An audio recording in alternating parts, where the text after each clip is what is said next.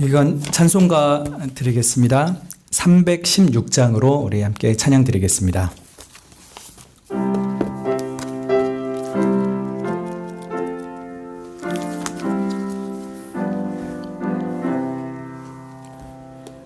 목마른 자들아 다 이리 오라. 이곳에 좋은 샘 흐르도다.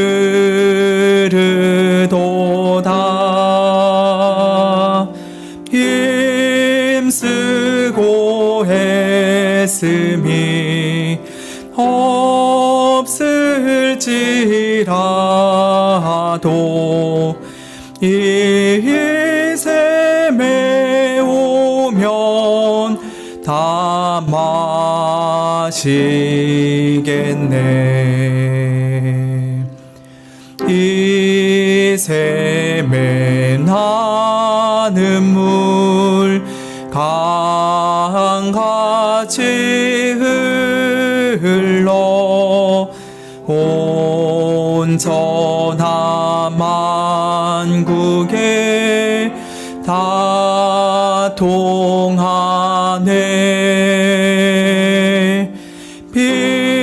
빈부나 귀천이 분별이 없이 다 와서 쉬고 또 마시겠네.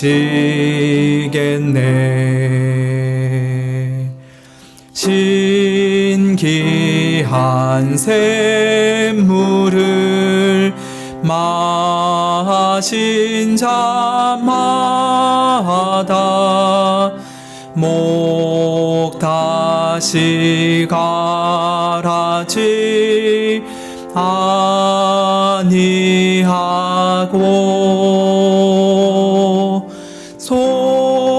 속에서 솟아나 생수가 되어 영원히 솟아 늘 풍성하리. 이 샘의 이름은 생명의 샘물, 저수정빛같이 늘 맑도다. 어린 양 보좌가 근원이 되어 생명수 샘이 늘 그치지 않네. 함께 묵도하심으로 수요일 저녁 예배를 시작하겠습니다.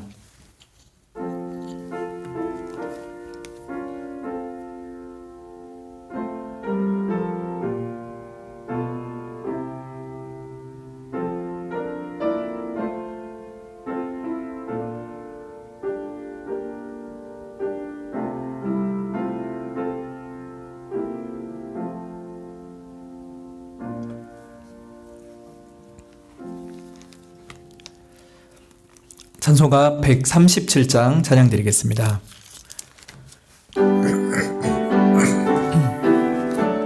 137장입니다.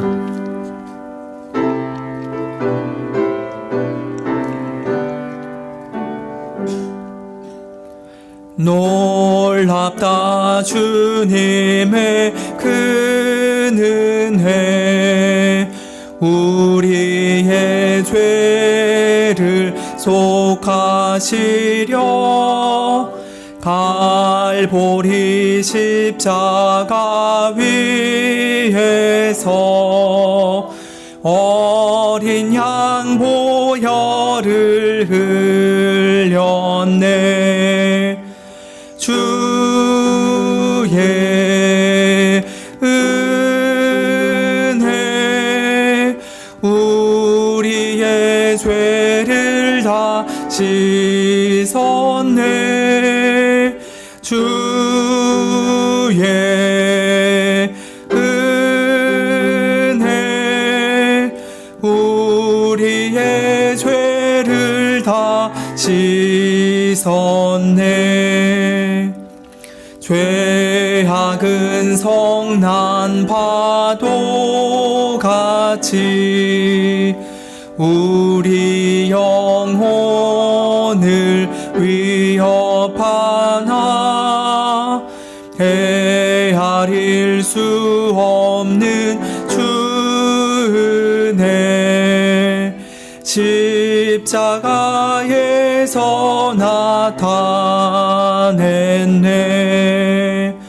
주의 은혜 우리의 죄를 다 씻었네. 주의 은혜 우리의 죄를 다 씻었네. 죄악에 물든 영혼들을 주께서 피로 씻으시네. 지금도 흐르는 그 피에 눈보다 더 희게 씻어라. 주의 은혜 우리의 죄를 다 씻었네. 주의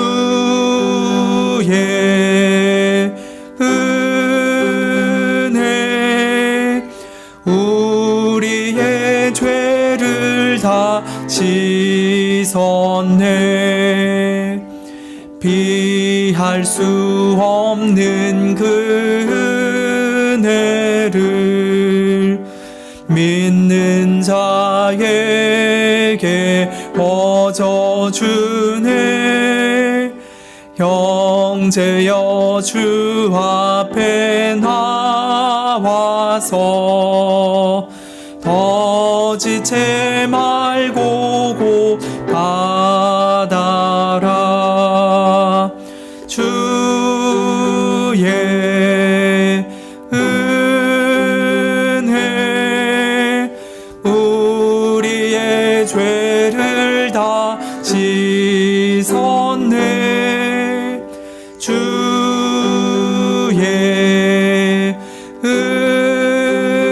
은혜 우리의 죄를 다 씻었네.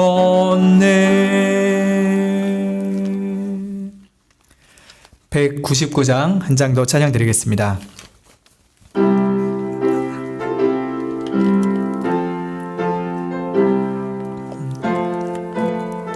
199장입니다. 주 십자가를 지심으로 죄인을 구속하셨으니 그 피를 보고 믿는 자는 주의 진노를 면하겠네. 내가 그 피를 유월절 그 양의 피를 볼 때에 내가 너를 넘어가리라.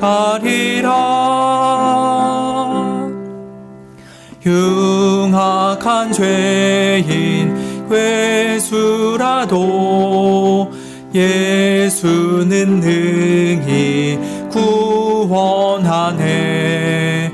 온 몸을 피해 잠글 때에 주의 진노를 면하겠네. 내가 그 피를 유월절 그 양의 피를 볼 때에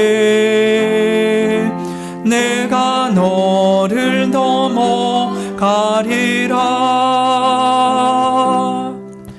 심판할 때에 모든 백성 행한 일대로 보응받네. 죄 있는 자는 피를 믿게 주의 진노를 면하겠네. 내가 그 피를 유월절 그 양의 피를 볼 때에 내가 너를 넘어가리라.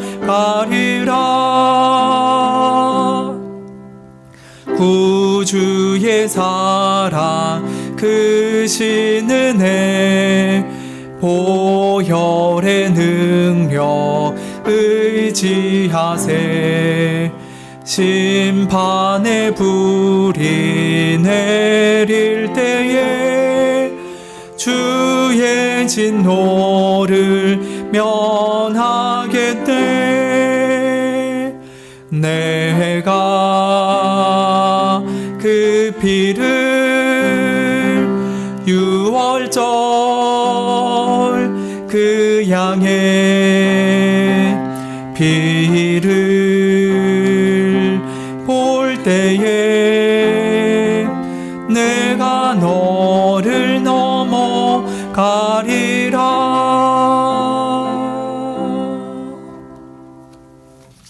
함께 기도드리겠습니다.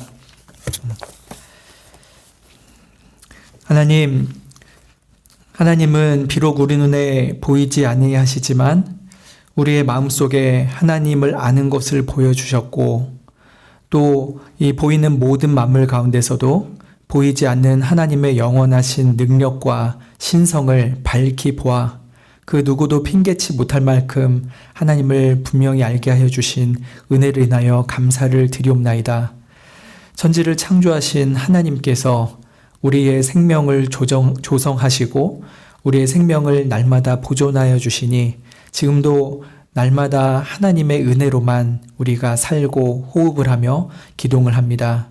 우리에게 생명 주신 생명의 주 하나님께 모든 마음을 다하여서 경배와 찬양을 드리옵나이다. 우리에게 주신 생명의 목적대로 우리가 하나님의 영광을 찬양하고 주께서 분부하신 모든 명을 따라서 즐거이 헌신하고 주님께 순종하는 것이 우리의 기쁨일진데, 우리는 완악한 마음과 또 교만한 죄로 인하여서 하나님께 거역함을 즐거움으로 삼고 또 세상에 악하고 썩어질 것을 우리의 꿀처럼 단 것으로 여기며 많은 죄를 지었음을 주님 앞에 고백드리옵나이다. 주님, 이러한 우리일지라도 예수 그리스도 안에서 모든 죄를 사하여 주시며 예수 그리스도의 의의 옷을 입혀주시사 우리도 예수님처럼 빛나는 빛 가운데 거하게 하시고 하나님 앞에 온전한 마음으로 서게 하여 주신다는 약속을 붙잡으며 이 시간 회개를 드리옵나이다.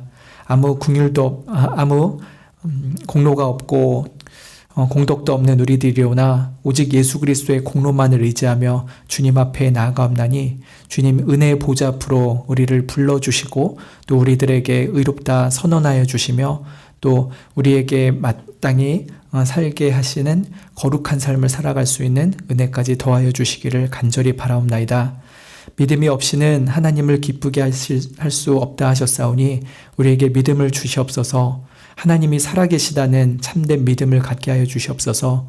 또 이렇게 예배와 기도로 하나님을 찾는 자들에게 반드시 상 주시는 분이시라는 것을 믿으며 주님 앞에 이 시간 나오게 하여 주시기를 원하옵나이다. 하나님, 개인적인 삶 가운데 많은 혼란과 어둠의 시간을 겪고 있는 성도들을 불쌍히 여겨주시기를 원합니다.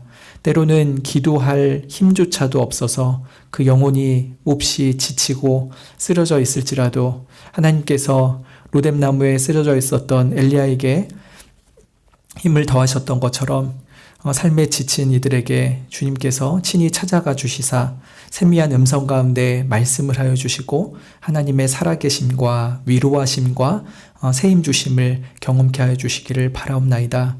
또 캄보디아와 여러 동남아에서 일어나는 끔찍하고 정말 잔인한 일들이 남 얘기 같지가 않습니다. 정말 많은 이들이 수천 명이 잡히고 피해자로 갔다가 또 가해자가 되는 그런 괴악한 일들이 계속 일어나고 있는데 주님께서 이런 상황 가운데서도 은혜를 베풀어 주시기를 간절히 바라옵나이다. 하나님, 우리 교회에 감사하게도 많은 임직자들을 세워주시니 감사합니다. 이들에게 주신 그 하늘의 귀한 직분을 감사함만으로 받게 하여 주시고 자신의 노력과 자신의 지략이 아니요 오직 하나님의 지혜와 하나님께서 공급하시는 능력으로 이 교회를 즐거이 섬기게 하여 주시며 또 하나님께 영광 돌리는 직분자들 되게 해주시기를 원합니다. 이 직분자들로 인하여서 성가교회 모두가 은혜를 받게 하여 주시옵고 무엇보다 하나님의 이름이 이 땅 가운데 높이 들림받을 수 있도록 은총을 베풀어 주시기를 원하옵나이다. 이 시간 예배 가운데도 하나님께서 함께해 주시고 우리의 모든 기도에 응답해 주시기를 바라오며 예수님의 이름으로 기도드립니다. 아멘. 이 시간 하나님의 말씀은 역대하 30장입니다.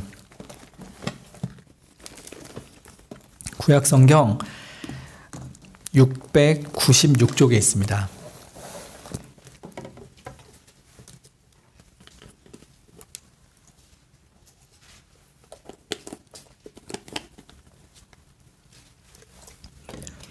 역대하 30장 1절부터 12절입니다. 설교는 27절 마지막 절까지 할 건데 이 교독은 12절까지만 하겠습니다. 히스기야가 온 이스라엘과 유다에 보내고 또 에브라임과 므낫세에 편지를 보내어 예루살렘 여호와의 전에 와서 이스라엘 하나님 여호와를 위하여 유월절을 지키라 하니라.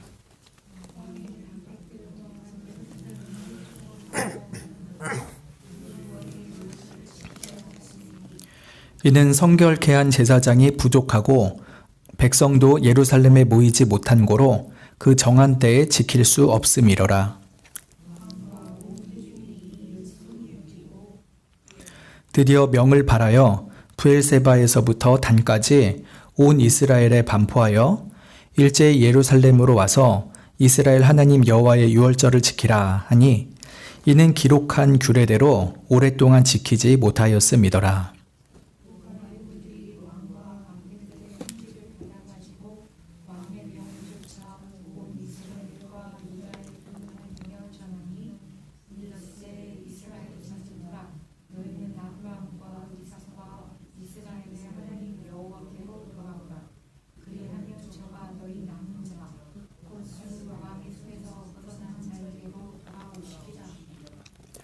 너희 열조와 너희 형제같이 하지 말라. 저희가 그 열조의 하나님 여호와께 범죄한 고로 여호와께서 멸망에 붙이신 것을 너희가 목도하는 바니라.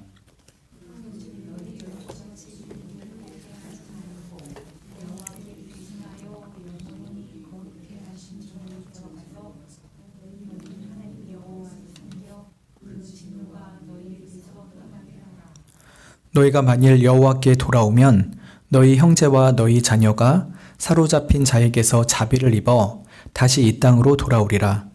너희 하나님 여호와는 은혜로우시고 자비하신지라.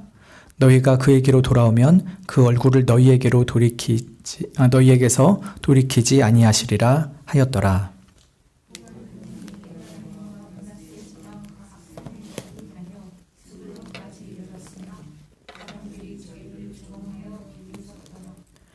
그러나 아셀과 므낫세와 스불론 중에서 몇 사람이 스스로 겸비하여 예루살렘에 이르렀고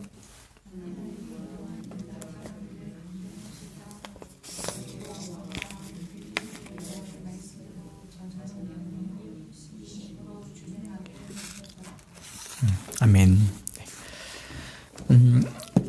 오늘은 남유다의 13번째 왕 히스기야의 기록의 일부를 보았습니다. 이 히스기야의 통치는 그의 아버지 아하스의 통치를 살펴보아야만 제대로 이해가 될 수가 있습니다. 그래서 역대하 28장에 기록된 아하스의 통치에 대해서 짧게 말씀을 드리고 나서 본론인 히스기야에 대해서 말씀을 드리겠습니다. 아하스의 통치 16년을 보면은 남유다 20명의 왕 중에서 가장 최악의 왕입니다. 제일 나쁜 왕이 아하스 왕이에요. 2절, 28장 2절 혹시 보시려면 보셔도 됩니다. 2절에 북이스라엘 열왕들의 길로 행하여서 바알의 우상들을 만든 게 이 아하스 왕입니다. 또 3절에는 흰놈의 아들 골짜기에다가 자기 자녀를 불살라서 바치는 몰렉 우상을 섬기기도 했다고 기록되어 있습니다. 또 나라 곳곳에다가 산당을 만들기도 했었죠. 5절에 하나님의 심판을 받아서 아람 왕에게 패하게 됩니다. 그리고 이 남유다 백성들도 아람의 수도 다메섹으로 끌려가는 일도 있었습니다. 그 이유는 열조의 하나님 여호와를 버렸기 때문이라고 하였죠.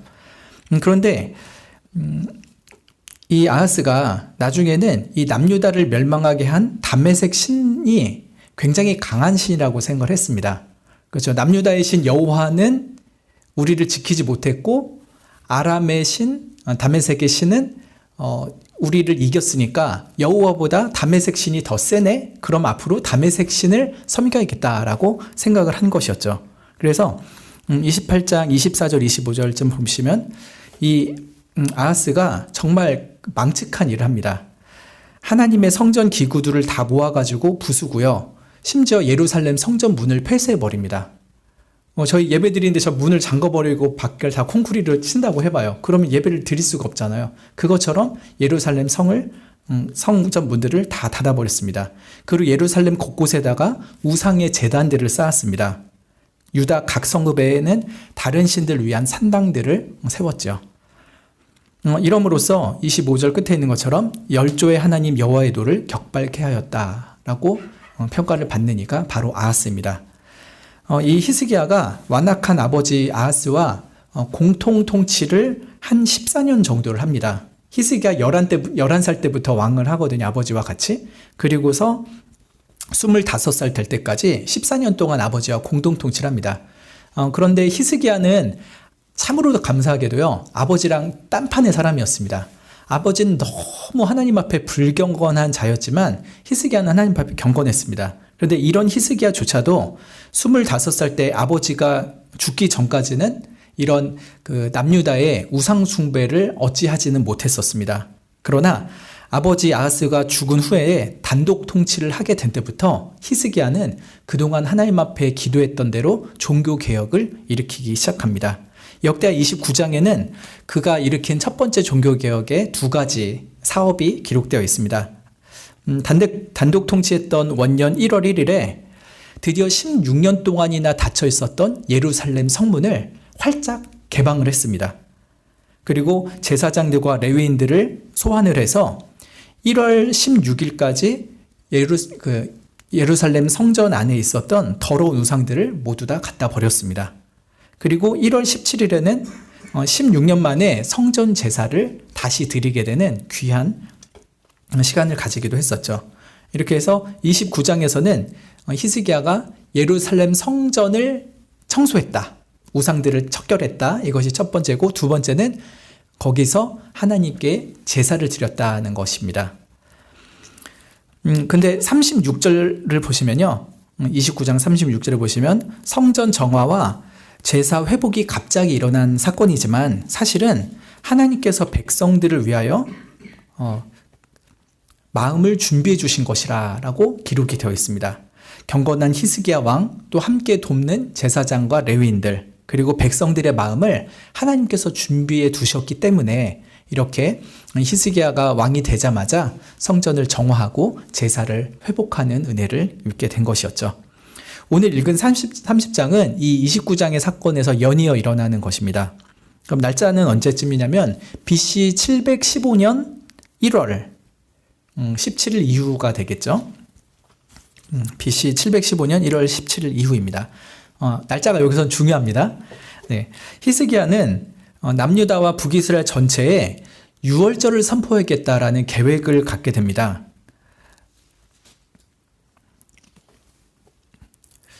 지난 1월부터 추진했던 종교개혁의 여세를 몰아가지고 바로 유월절을 행하려고 했었죠. 네, 왜 많은 종교적 행사가 있는데 하필이면 유월절일까요? 유월절의 영적인 의미가 매우 중요하기 때문입니다. 유월절은 하나님께서 이스라엘 백성들이 이집트의 압제하에 있을 때 어린 양의 피를 그 집에 문설주와 문지방에 바르는 집에는 하나님께서 장자의 죽음을 주지 않으시고 구원하신다라고 알리셨죠. 그럼으로써 어린 양의 피로 말미암는 구원이 무엇인지를 보이시고 또 더불어서 애굽의 수많은 헛된 우상들을 죽이시는 하나님의 권능을 보여주는 날이 바로 유월절이었습니다. 그리고 이 유월절을 시작으로 해서 약속의 땅, 가나안 땅을 향하여 출발을 하게 된 것이죠. 그래서 이스라엘에게는 이 유월절이 구원을 받는 날이며 또 해방을 받는 날이기 때문에 매우 영적인 중요성을 갖고 있는 날이었습니다. 그래서 히스기야는 여러 절기 중에서 특별히 유월절을 지키려고 했던 것입니다.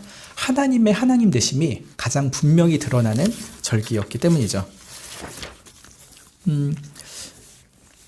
30장의 1절은 이 유월절 준비 과정에 대한 전체적인 요약을 보여주고 있습니다. 히스기야가 온 이스라엘과 유다에 보내고 또 에브라임과 므낫세에 편지를 보내어 예루살렘 여호와의 전에 와서 이스라엘 하나님 여호와를 위하여 유월절을 지키라 하니라 했죠. 히스기야는 온 이스라엘, 여기서 이스라엘은 북이스라엘을 말합니다. 이미 나라가 두 개로 쪼개져 있는 상황이잖아요. 온 이스라엘, 즉 에브라임과 므낫세로 대표하는 북이스라엘에도 사람들을 보내고요. 또 남유다에도 편지를 보내어서 사람들을 소집합니다. 핵심은 유월절을 지키자라고 하는 것이었습니다. 그런데 좀 이상한 게 있습니다. 뭐냐면요. 그 당시 북이스라엘은 이미 7년 전에 아수르에 의해서 나라가 망한 상태입니다.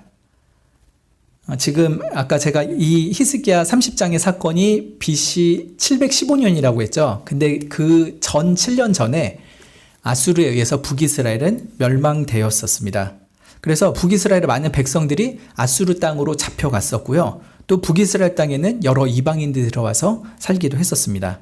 그런데 아마 이 30장이 일어날 때쯤에는 일시적으로 아수르의 군대가 북이스라엘에서 철수했던 것으로 보입니다. 어떤 전쟁이 있어서 거기에 동원되느라 그랬는지 뭐 내전이 있었는지는 정확히 알 수 없었지만 아무튼 북이스라엘의 아수르의 영향력이 굉장히 약한 상태였습니다. 그래서 남유다에 있던 히스기야가 북이스라엘에도 사람을 보내어서 함께 여호와의 신앙으로 돌아오라, 또 유월절을 지키자라고 말할 수 있는 분위기였던 것이죠. 그래서 히스기야는 북이스라엘 백성들에게 이제 금송아지를 버려라, 그리고 어린 양을 찾으라 라고 말을 하는 것입니다. 히스기야는 유월절 시행 날짜를 방백들과 여러 회중들과 함께 협의를 했었습니다. 여호와의 율법에 따르면 유월절의 시행 날짜가 언제인지 아시나요? 원래는 1월 14일입니다. 그 1월 14일에 유월절을 지키는 거예요. 근데 이 성전 청소하고 제사를 드린 날짜가 언제라고 했죠? 1월 17일이었습니다. 그럼 벌써 유월절 지킬 날짜가 넘어버린 거예요. 유월절을 이렇게 1월에 규례대로 지키기 힘든 상황이었습니다. 더 구체적으로는 두 가지 이유가 힘들게 했는데요. 한 가지는 이 유월절에 수종 들도록 성결케 된 제사장들이 불충분했습니다. 유월절은 굉장히 많은 양을 죽여야 되거든요. 그러면은 죽이고 또 제사로 드려야 되는데 이 일을 하기 위해서는 많은 수의 제사장들이 동원돼야 됩니다. 그런데 지금 히스기야가 이렇게 종교개혁을 일으킨 지는 한 달 남짓된 거예요. 그럼 이전에 아하스가 살던 시대에 제사장들도 여기저기 도망가고 타락한 상태였습니다. 그래서 이 유월절을 온전히 수종될 만한 성결한 제사장이 부족한 상태였습니다. 그래서 이들을 성결케 하고 또 임직식을 하고 제사장 일을 감당할 수 있게끔 하는 데는 시간이 필요했었습니다. 그리고 유월절을 1월에 지키기 힘든 두 번째 이유는 아까 말씀드린 것처럼 성전 정화가 끝난 시점이 1월 17일이니까 벌써 1월 유월절을 지키기에는 날짜가 지나버렸다라고 하는 것입니다. 그리고 남유다는 좀 더 가깝지만 북이스라엘 사람들까지 오려면은 여행 오는 시간이 필요하잖아요. 뭐 일주일이든 열흘이든 소식을 듣는 데까지 시간이 걸리고 또 결정을 하고 내려오는 데까지도 시간이 걸린단 말이죠. 그러니까 1월에는 도저히 할 수가 없습니다. 그래서 몇 가지 그 대안책이 있겠죠. 하나는 6월절 준행을 아예 1년 뒤로 미루자라고 하는 걸 수도 있겠습니다. 그러면은 1월 14일이라는 날짜를 정확히 지킬 수 있겠죠. 근데 히스기야는 그렇게 하면 너무 멀다. 지금 성전도 깨끗하게 하고 제사도 드렸는데 내친 김에 이 은혜의 영광을 계속해서 누리면 좋겠다 하는 마음으로 빨리 하려고 했습니다. 그래서 찾게 된 것이 바로 2월 14일에 행하는 것이었습니다. 히스기야는 방백들과 회중들과 의논을 했었고 2절에 있는 것처럼 2월에 6월절을 지키려 하였습니다. 4절에 왕과 회중들이 이 일을 선히 여기고 히스기야는 그것에 대한 명령을 남유다와 북이스라엘 곳곳에 행하게 하였죠. 근데 이거는 임의로 2월 14일로 옮길 수 있는 것은 아닙니다. 원래는 1월 14일이지만 민수기 9장에 보면은 불가피하게 6월절 날짜를 옮길 수 있는 사례를 말씀하신 게 있습니다. 예외 규정이 있었어요. 첫 번째는 시체로 인해서 의식법적으로 부정한 상태에 있는 사람들은 1월 14일에 6월절 못 지내고 2월 14일에 6월절을 지키면 됩니다. 부정한 사람들은 2월 14일에 6월절을 지킵니다. 그리고 두 번째로는 불가피한 여행을 했던 사람은 그 현장에 있을 수 없으니까 돌아와서 2월 14일에 6월절을 지켜도 됩니다. 이것이 민수기 9장 9절부터 14절에 있는 말씀이죠. 그래서 지금 성결한 제사장이 적다는 것, 그리고 멀리 여행해서 와야 될 사람도 있다는 것 때문에 이 민수기 9장의 예외 규정에 잘 맞는 상황이었습니다. 그래서 히스기야가 1월 14일이 아닌 2월 14일에 6월절 지키는 것은 그냥 임의적이고 또 합리적인 판단으로만 하는 것이 아니라 하나님의 규례에 따라서 하는 것이었죠. 그래서 2월 14일에 6월절을 지키겠다라고 하는 명을 부엘세바, 즉 남유다 맨 남단의 도시부터 단, 즉 북이스라엘 최북단에 있는 곳까지 보발군들을 보내서 선포를 하게 됩니다. 여기서 하나님께서 우리에게 주시는 영적인 교훈이 한 가지가 있습니다. 무엇이냐면 하나님께서 자기 백성을 죄악과 부정함으로부터 회복시키는데 가장 필요한 것은 바로 어린 양의 피라라고 하는 것입니다. 북이스라엘 사람들 지금 어떤 상황이라고 했죠? 일찍이 금송아지 우상을 섬기고 몇백 년 있다가 7년 전에 나라가 망한 상태입니다. 우상 숭배하다가 멸망한 나라가 북이스라엘 사람이죠. 그 사람들이 하나님 앞에 돌아와야 된다면 그들에게 진정 필요한 것은 바로 어린 양의 보혈이었습니다. 또 남유다 백성들은 어떻습니까? 아하스 통치 시간 16년 동안 수많은 우상 숭배에 동참하고 하나님께 온전한 제사를 드리지 못한 자들이었습니다. 이런 이들이 하나님 앞에 나와 긍휼을 구하고 주의 죄사함의 은총을 받는데 반드시 필요한 것은 바로 어린 양의 피였습니다. 그래서 하나님께서 히스기야의 마음 가운데 감동을 주셔서 너희들 많은 절기가 있지만 반드시 어린 양, 6월절의 어린 양의 보혈로 말미암아 내 앞으로 나오라. 내가 너희를 기꺼이 용서하고 너희를 받으리라 라고 하는 마음을 주셨던 것으로 보입니다. 히스기야 당시에는 실제 동물 중에 있었던 어린 양의 피로 하나님 앞에 나아갔지만 그것이 예표하는 것은 장차 오실 진정한 어린 양, 바로 예수 그리스도였죠. 그래서 그 당시 히스기야와 함께 6월절에 진정한 믿음으로 참여했던 이들은 자기들 앞에 있었던 한 어린 양의 죽음만이 아니라 일찍이 아담에게부터도 예표해 주셨던 메시아의 죽음을 바라보면서 이 6월절 행사에 동참을 했던 것이었습니다. 우리같이 범죄한 자들이 어떻게 하나님 앞에 설 수 있겠습니까? 오직 흠없고 점없는 어린 양 같은 그리스도의 보혈뿐입니다 하는 믿음으로 주 앞에 나가게 된 것이었죠. 우리 역시 하나님 앞에 나올 때 반드시 필요한 것이 있습니다. 헌금입니까? 헌신입니까? 그 어떤 것도 아닙니다. 오직 예수 그리스도의 피입니다. 주의 피로만 하나님 앞에 설 수 있습니다. 오직 어린 양의 피이기에 그 외 어떤 것으로도 하나님 앞에 나올 근거가 되지 않습니다. 반대로 말하면 우리에게 어떠한 헌신도 어떠한 공로도 없다 할지라도 오직 예수 그리스도의 공로 하나만 있다면은 우리는 얼마든지 하나님 앞에 나올 수 있다라고 하는 것이죠. 그래서 이 어린 양의 보혈, 유월절 어린 양의 피가 우리에게 참 복음의 소식인 것입니다. 두 번째로 이제 특사들을 보내서 북이스라엘과 남유다 전체에 왕명을 반포하게 된 것을 보려고 합니다. 6절부터 보시면요. 왕은 겸손하게 부탁을 합니다. 6절 하반절에 이스라엘 자손아 라고 하죠.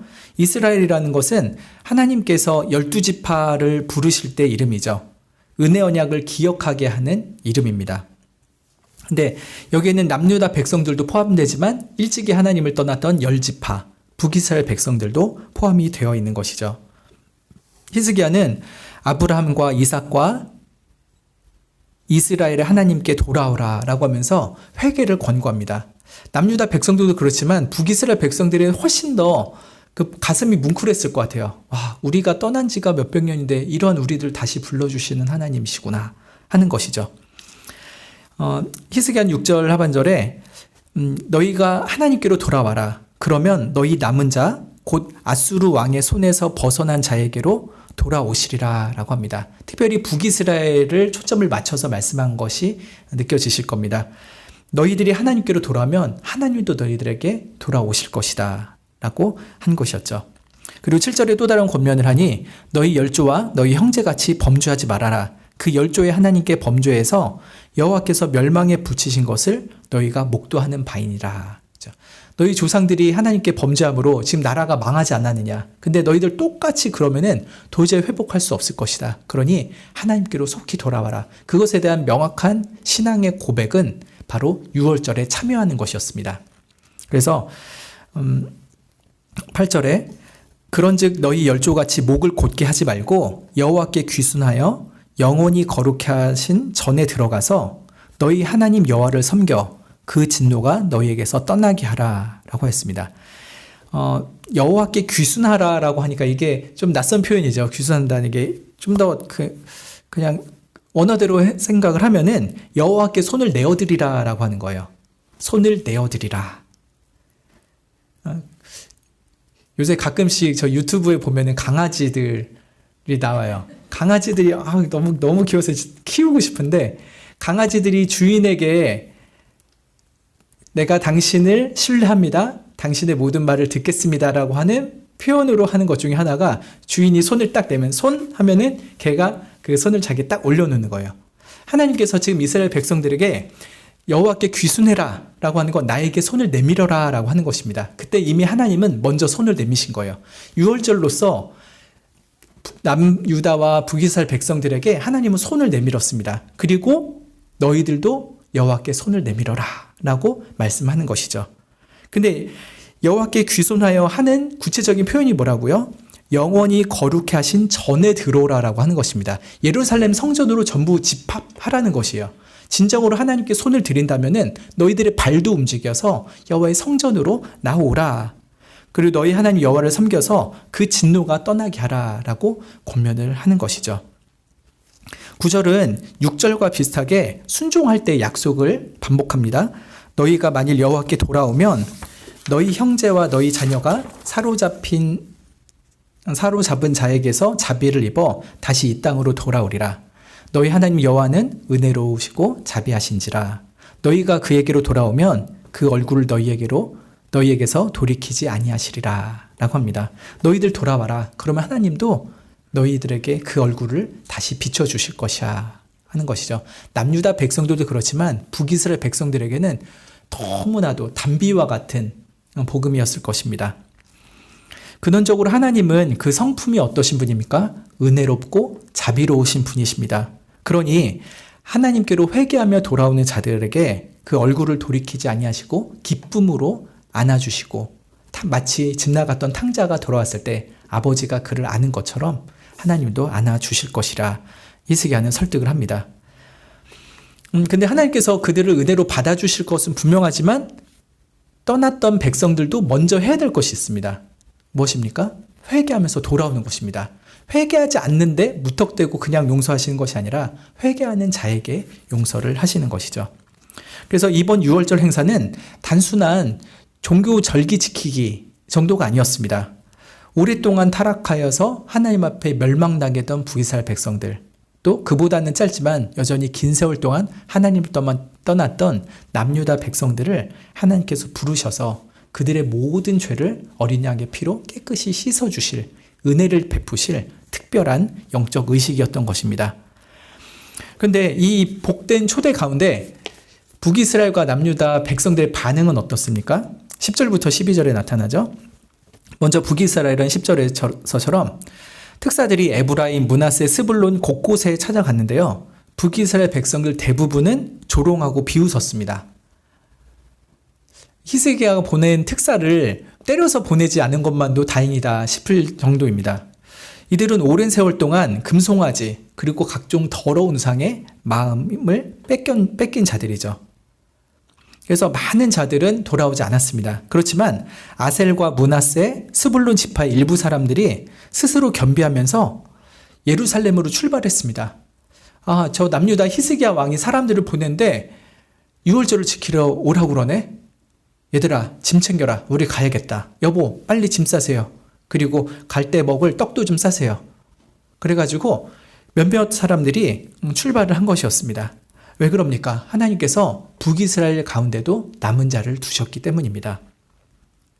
그렇다면 남유다 백성들은 반응이 어땠습니까? 12절 하반절에 왕과 백성들이 여호와의 말씀대로 전한 명령을 한 마음으로 준행했다라고 했습니다. 한 마음으로 순종을 했습니다. 참 놀라운 일이에요.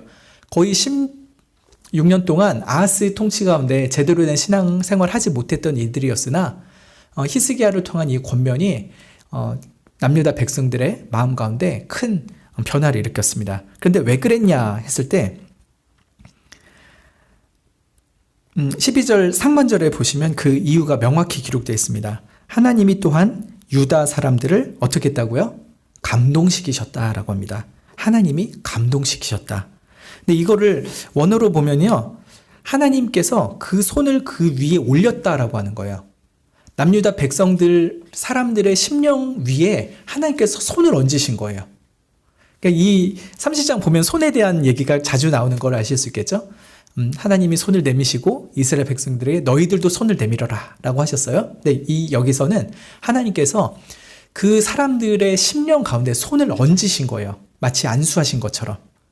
그래서 그들의 마음이 변화된 것은 스스로 일어난 것이 아니라 하나님의, 특별히 성령 하나님의 감동하시는 역사 때문이었던 것입니다. 그래서 이들이 한 마음으로 여호와께로 돌아오는 놀라운 기적이 일어난 것이었습니다.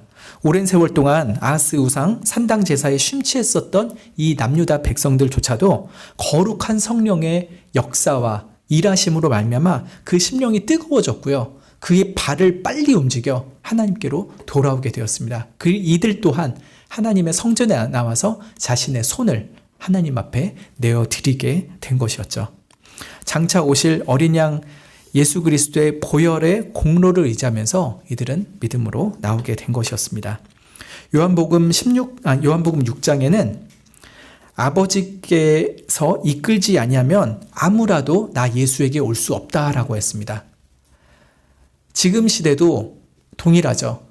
성부 하나님께서 우리들의 마음을 예수 그리스도께로 향하게 하실 때야 비로소 우리는 주님 앞에 나올 수 있는 것입니다. 하나님께서 성령으로 말미암아 우리 머리 위에 안수하실 때 우리의 괴약했던 의지가 변화되어 하나님을 향하는 선한 의지로 변화되고 주님, 특별히 예수 그리스도께로 기꺼이 달려 나올 수 있게 되는 것이죠. 저희가 다 하나님께로 나왔다라고 했는데 여기서 다라는 것은 하나님께서 택하신 자들이죠. 아들에게 맡기신 그 모든 영혼이 장차 오실 어린 양 예수 그리스도를 의지하면서 주님 앞에 나오게 되는 것입니다. 부디 하나님께서 감동시키시는 사람들이 되면 좋겠습니다. 하나님께서 그 손을 우리의 영혼 위에 얹으사 우리의 악한 의지를 선한 의지로 변하게 하시고, 우리가 하나님을 대적했던 그 못된 눈을 감고 이제는 하나님을 사랑하는 예쁜 눈으로 주님을 바라볼 수 있는 우리들이 되게 하시는 그런 은혜가 있으면 좋겠습니다. 하나님께서 창세전에 선택하시고 거듭남의 은혜를 주시고 참된 믿음의 고백으로 예수 그리스도께 나오게 하시는 그런 은혜가 있도록 하나님께서 우리 모든 마음 가운데 감동을 주시면 좋겠습니다. 우리 성가교회 모든 자녀들도, 모든 성도님들에게도 여호와의 손이 그 위에 임하게 해주시기를 기도하면 좋겠습니다. 말씀을 들어도 깨닫지 못하고 하나님께서 그 말씀을 통하여 그 심령을 두드리시고 깨우시는데도 여전히 깊은 영적인 잠에 빠져 있고 혹은 영적으로 죽어 있다면은 정말 그때 필요한 것은 여호와의 손입니다. 여호와의 손이 우리 자녀들 한 사람 한 사람 머리 위에 임하여서 그들이 다시 깨어나고 거듭나서 하나님 예수 그리스도께로 나오는 그런 은혜가 있기를 우리가 함께 기도하면 좋겠습니다. 그리고 마지막으로 아까 저희 성경 봉독할 땐 잊지 못했지만 13절부터 27절까지 말씀을 좀 빠르게 보겠습니다. 한 메시지인데요. 6월절을 위해서 운집한 사람들이 성결을 위해서 철저하게 준비를 합니다. 13절부터 15절에서는 이스라엘 백성들이 2월에 드디어 모였다라고 하는 것이에요. 그리고 큰 모임을 이루었습니다. 14절에 2월에 이 사람들이 예루살렘에 모여서 우상 제단들과 분향단들을 제거했다라고 했습니다. 1월에는 예루살렘 성전 안쪽에 있는 것들을 버린 거예요. 근데 지금은 예루살렘 성읍 전체에 있었던 악한 우상들을 다 갖다 버린 것이었습니다. 그리고 예루살렘 동쪽에 있는 기드론 시내에다가 그 우상의 흉측 더러운 것들을 다 갖다 버림으로 6월절을 준비했습니다. 15절에 2월 14일에 6월절 양을 잡았다라고 하는 게 기록이 되는데, 이 6월절 양을 잡는 것은 제사장들과 레위 사람들 뿐만 아니라 일반 백성들이거든요. 일반 백성들도 자기가 가져온 6월절 양을 잡아요. 근데 그때 제사장들과 레위인들이 이 일반 백성들이 6월절 양을 이렇게 잡으면서 하나님께 예배드리려고 준비하는 모습을 보고서 오히려 감동을 받은 거예요. 그러니까 요새로 치자면은 평신도 분들이 훨씬 열심히 하나님을 섬기는 것을 보면서 목사들이 감동을 받고 뉘우친 거예요. 야, 저분들도 저렇게 성결하게 준비해서 어린 양을 잡고 있는데 우리가 지금 뭐 하고 있는 건가? 참 거룩한 열심이 내게 더 부족하구나 라고 하는 것이었죠. 그래서 속히 자신들을 성결케 하고 번제물을 가져와서 여호와의 성전에 이른 것이 15절에 기록되어 있습니다. 이들은 아마도 북이스라엘에서 먼 길을 왔던 사람일 수도 있고요. 남유다 중에서도 좀 예루살렘에서 멀리 있었던 사람인 것 같습니다. 그래서 좀 뒤늦게 왔는데 벌써부터 성도들은 6월절 양을 잡으면서 준비를 하는 것을 보면서 아이고 나도 빨리 해야겠다라고 했던 것이죠. 16절 17절에 제사장들과 레위 사람들, 제사장이 6월절을 지킨 것이 기록이 되어 있습니다. 제사장과 레위 사람들이 여호와의 규례대로 자기 위치에 섰습니다. 양을 잡고 또 제단 위에 양을 올리는 그런 일들을 감당하려고 했던 것이죠. 또 제사장들은 여호와의 율법대로 레위인들의 손에서 그 피를 받아서 뿌렸습니다. 17절에 회중 중에서 미처 성결례를 지키지 못했던 많은 부정한 사람들이 있었습니다. 북이스라엘부터 멀리 왔던 사람들은 되게 시간이 촉박하잖아요. 그래서 성결하게 하는 의식을 하지 못한 채 부랴부랴 이 6월절을 참여할 수밖에 없었던 사람이 있었습니다. 그래서 레위 사람들이 그들이 여호와 앞에서 성결하게 되도록 6월절 양을 대신 잡았습니다. 그 부정한 사람이 잡으면 안 되니까 레위인들이 대신 잡아준 것이었죠. 그리고 또 18절에서는 에브라임, 므낫세, 이사갈, 스불론 등 북이스라엘에서 온 많은 무리들이 정결치 않은 상태에서 6월절 양을 먹기도 했습니다. 그래서 이것은 여호와 율례를 어기는 일이 되거든요. 그때 히스기야는 이들을 위해서 하나님 앞에 기도를 합니다. 18절 하반절에 선하신 여호와여 용서해 주십시오. 결심하고 하나님 곧 그 열조의 하나님 여호와를 구하는 아무 사람이든지 비록 성소의 결례대로 스스로 깨끗게 하지는 못하였을지라도 용서해 주십시오 라고 기도한 것이었죠. 이들은 형식적으로는 분명히 정결례를 제대로 지키지 못한 사람들입니다. 근데 히스기야는 무엇에 집중합니까? 그들이 외적으로 지금 정결례를 못 지켰다라고 하는 것보다는요, 그들의 속마음에 주목을 한 것입니다. 하나님, 이들이 겉으로는 성소 결례대로 깨끗하게 하진 못했지만요, 그 마음에서 결심하고 여호와를 구하러 온 사람들이 아닙니까? 라고 하는 것이었죠. 하나님께서는 사람의 중심을 보시는 분이시죠. 이들이 그 멀리서 우상을 떠나서 하나님께로 돌아왔으니 이들의 중심의 진실함을 보시고 모든 죄와 허물을 덮어주십시오 라고 기도하였던 것이죠. 성숙한 신앙은 바로 이런 것이죠. 우리가 참 신앙이 미숙하다는 것 중에 하나는 율법주의적인 것입니다. 겉으로 율법적인 것 아니면 교회의 어떤 형식적인 기준을 잘 지키지 못하는 사람을 보면서 저 사람은 너무 부정해. 하나님 앞에 신실하지 않아. 이런 건 잘 지켜야지. 이런 건 제대로 해야지. 왜 그러지 않으면서 이렇게 하나님 앞에 나온다고 하는지 도통 이해가 안 되네. 그러면서 어떤 사람의 신앙의 겉모습을 보면서 그 속을 오해하는 경우도 많이 있죠. 그러나 히스기야는 그렇게 겉모습을 본 것이 아니라요, 그 멀리서부터 하나님을 찾아서 자신의 손을 하나님께 내미는 이 사람들의 마음을 본 것이었습니다. 그래서 하나님께서 이 히스기야의 기도를 들으시고 백성들을 고치셨다라고 20절에 기록이 되어 있습니다.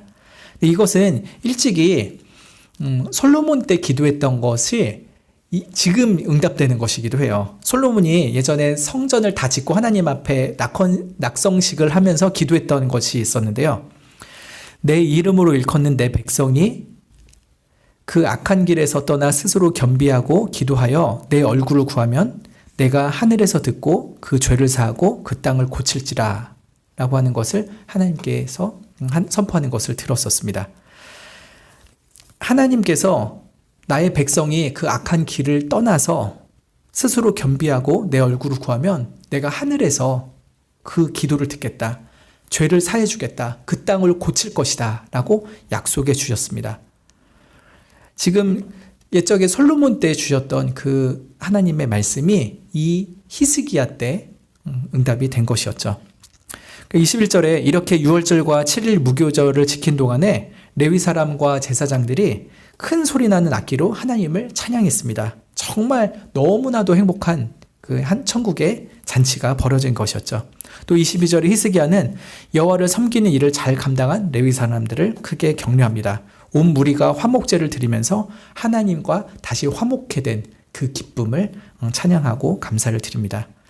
23절부터 26절은 무교절 7일이 끝났는데도 백성들이 우리 7일 더 해요. 그런 거예요. 예배를 드렸는데 너무 기뻐가지고 우리 그 주일 오후 예배 끝났는데 은혜가 너무 커가지고 우리 집에 가지 말고 저녁 예배 또 드려요. 이런 거랑 비슷하죠. 근데 이렇게 몇 시간 정도가 아니라 일주일을 더 한 것이에요. 너무나도 큰 기쁨이 있었습니다. 그래서 이거는 왕이나 제사장들이 일방적으로 명령한 게 아니었어요. 백성들이 자원하는 마음으로 우리 일주일 더 절기를 지키면서 예배 드립시다 라고 한 것이었습니다. 그래서 하나님께서 이 절기를 연장하는 데 필요한 여러 가지 희생 제물들을 또 더해 주셔서 7일을 더 기쁨을 누리게 되었습니다. 25절에 남유다에 온 회중들, 제사장들과 레위인들, 또 심지어 북이스라엘에서 온 회중들도 그리고 그들과 함께 섞여 살았던 나그네들도 모두 크게 즐거워했다라고 기록이 되어 있습니다. 그리고 제일 중요한 거 27절인데요. 우리 27절은 한번 같이 읽겠습니다. 시작. 예루살렘에 큰 희락이 있었으니 이스라엘 왕 다윗의 아들 솔로몬 때로부터 이러한 희락이 예루살렘에 없었더라. 예루살렘의 이 15일 동안에 너무나도 큰 기쁨이 있었다라고 기록을 합니다. 얼만큼이냐? 솔로몬 때 이후로 이런 기쁨이 없었을 정도다라고 할 만큼 큰 기쁨이 있었습니다. 그래서 27절에 레위인인 제사장들이 백성들을 위해서 축복 기도를 합니다. 어떤 기도일지는 예상이 되실 거예요. 민수기 6장에 보면은 대제사장들이 백성들을 위해서 이렇게 축도하라라고 하는 것을 하나님께서 명령하신 것이 있거든요. 아마 지금 27절에서도 제사장들이 민수기 6장의 축도문으로 축복을 했을 것입니다. 여호와는 너에게 복을 주시고 너를 지키시기를 원합니다. 여호와는 그 얼굴로 내게 비추사 은혜 베푸시기를 원합니다. 여호와는 그 얼굴을 내게로 향하여 드사 평강 주시기를 원합니다. 라고 하며 축도했을 것입니다. 이렇게 히스기야의 유월절 가운데 주시는 큰 은혜의 교훈 세 번째는 어린 양의 피 가운데 큰 기쁨이 있다라고 하는 것입니다. 유월절 가운데 이들이 경험했던 것은 무엇입니까? 맛있는 양고기 먹기? 양꼬치 먹기? 그것이 아니라요. 정말 하나님께서만 주시는 예수 그리스도의 보혈의 은혜입니다. 나 같은 죄인이 어떻게 하나님 앞에 설 수 있겠습니까? 우리 같은 북이스라엘이 너무나도 괴악하여 하나님 앞에 나라가 완전히 멸망당하는 그런 죄를 범했는데도 어떻게 우리를 부르셔서 우리에게 손을 얹어주시고 또 우리로 하여금 주 앞에 손을 뻗쳐 주님을 섬길 수 있게 하셨습니까? 하는 마음으로 기뻐하며 감사했습니다. 또 남유다 백성들도 마찬가지였죠. 주님 앞에 올 때야 비로소 참된 기쁨이 있습니다. 여러분, 세상 살면서 진정 마음에 너무너무 기쁘다. 나 정말 이 기쁨 하나면은 온 세상이 없어져도, 심지어 내가 지금 당장 죽어도 여한이 없다라고 할 만한 그런 기쁨을 느껴본 적이 있으십니까? 예, 저는 여러 번 있어요. 근데 그 공통적인 것은 뭐냐면 하나님 앞에서 죄사함의 은택을 받을 때입니다. 어떻게 나 같은 죄인이 하나님 앞에 구원을 받아서 살 수 있을까? 어떻게 나 같은 죄인이 또 주의 부르심을 받아서 주의 종으로 살게 되었을까? 정말 너무나도 큰 은혜로다 하면서 주님 앞에 감사하며 찬양하게 됩니다. 바로 고치심의 은혜입니다.